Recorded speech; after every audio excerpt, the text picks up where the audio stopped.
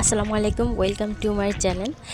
আশা করি আপনারা ভালো আছেন। আজ আপনাদের দেখাবো শাহপুরীর দ্বীপ। এত সুন্দর, আপনাদের মন প্রাণ সব ভালো হয়ে যাবে। অ্যাকচুয়ালি আমার মাঝে মাঝে মনে হয় যে সাগর পাড়েই যারা বসবাস করে বা সাগর পাড়ে যাদের জীবনযাপন, তাদেরই হচ্ছে রিয়েল জীবনযাপন। আর আমরা যে জীবনগুলির কি ধনচার লাইফ রে ভাই, একেবারেই গ্রামে দমবদ্ধ করা পরিবেশে মরে যাই অবস্থা। বিশেষ করে যারা গ্রামের পরিবেশে থাকে, আমাদের মা নানির কথা বলবো, ওরা অ্যাকচুয়ালি একটা গ্রামেই জন্ম, একটা গ্রামেই মানে বাপা শ্বশুরবাড়িতেই সীমাবদ্ধ। তো আমি প্রথমে এইরকম দ্বীপ ভাবছিলাম যে শাহপুরীর দ্বীপ মানে এরকম একটা দ্বীপ হবে, ওই সেন্ট মার্টিন দ্বীপের মতো। তো অ্যাকচুয়ালি আমি তো যাইনি, তো যাওয়ার পরে দেখলাম আসলে দ্বীপটা এরকম না। দ্বীপটা অনেকটা অন্যরকম, মানে নাফ নদী, বাংলাদেশ এবং মায়ানমারের মাঝখানে যে নাফ নদীটা গেছে, সে নাফ নদীর মাঝ বরাবর একটা ব্রিজ। আর এই ব্রিজটার সৌন্দর্য আপনাদের মাঝে তুলে ধরবো, আপনারা একটু মনোযোগ সহকারে দেখেন এবং ভিডিওটা শেষ পর্যন্ত দেখেন। ব্রিজটার এপাশ ওপাশ এবং জেলেদের মাছ ধরার সুন্দর দৃশ্য সব কিছুই আপনাদের মাঝে তুলে ধরবে, এবং কিভাবে যেতে পারবেন এবং কত টাকা খরচ হবে সব A to Z।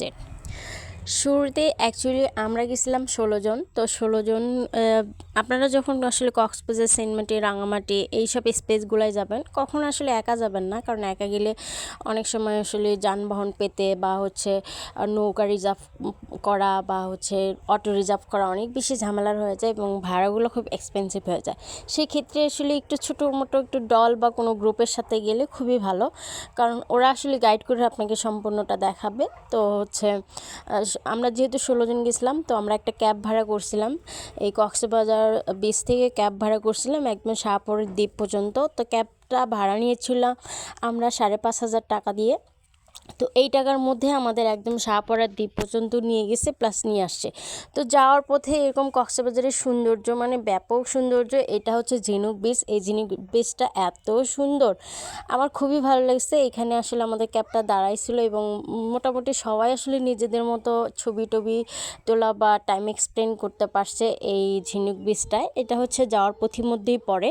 এই বিচটার সৌন্দর্যর কথা কি বলবো, আসলে কক্সবাজারের সৌন্দর্য আমার মনে হয় পৃথিবীতে এমন কোনো ভাষা নাই যে কক্সবাজারের সৌন্দর্য প্রকাশ করতে পারবে বা হচ্ছে প্রকাশ করে শেষ করতে পারবে।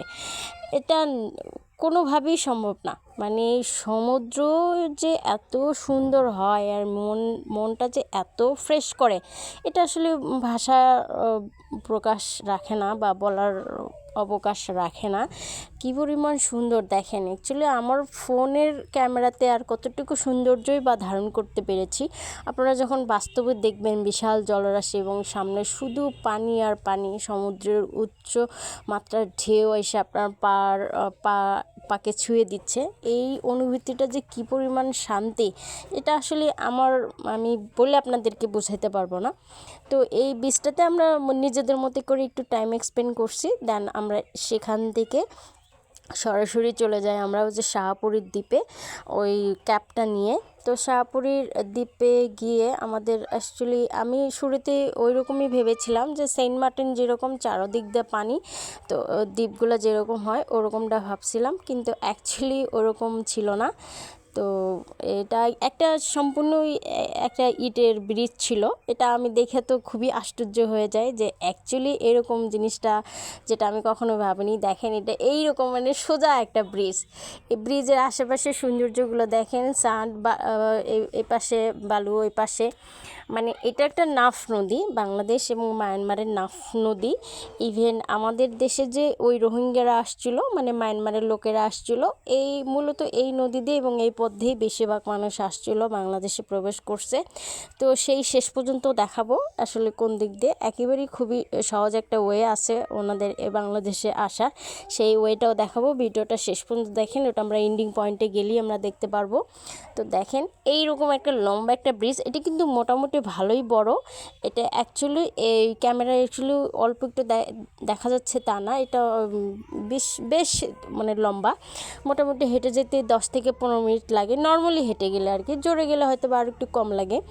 তো আশেপাশে এটা কিন্তু সমুদ্রের সাথে অ্যাডজাস্ট এই নদীটা, মানে খুবই সুন্দর, আমার কাছে খুবই ভালো লাগছে। কারণ দুই সাইডে ব্রিজটার রেলিং আছে, ইভেন একটু পর যেতে যেতেই এই মানে ব্রিজটার ঢালু একটা ওপেন ব্রিজ করে দিয়েছে, যেটা হচ্ছে কেউ ছবি তুলতে বা হচ্ছে কেউ যদি কোনো ভিডিও টিডিও করে সেটার জন্য খুবই ব্যাপক একটা সুন্দর স্পেস,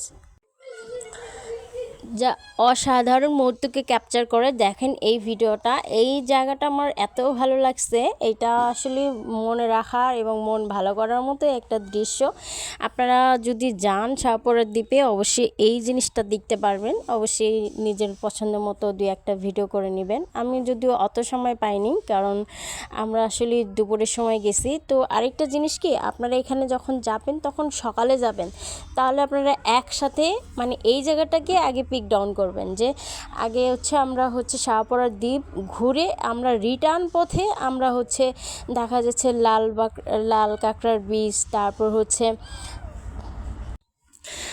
হচ্ছে হিমছড়ি, ইনানি, এই সব স্পেসগুলো আপনি দেখতে পারেন। পাটুয়াটেক বিচ আপনারা দেখতে পারেন। যদি শুরুতেই এগুলো দেখে ফেলেন তাহলে আপনারা শাহপরান দ্বীপ কিছুই দেখতে পারবেন না। তো খুবই সকালে মানে সকাল 6টার দিকে যদি বের হয়ে যান তবে আপনি এই স্পেসগুলো শেষ করতে পারবেন।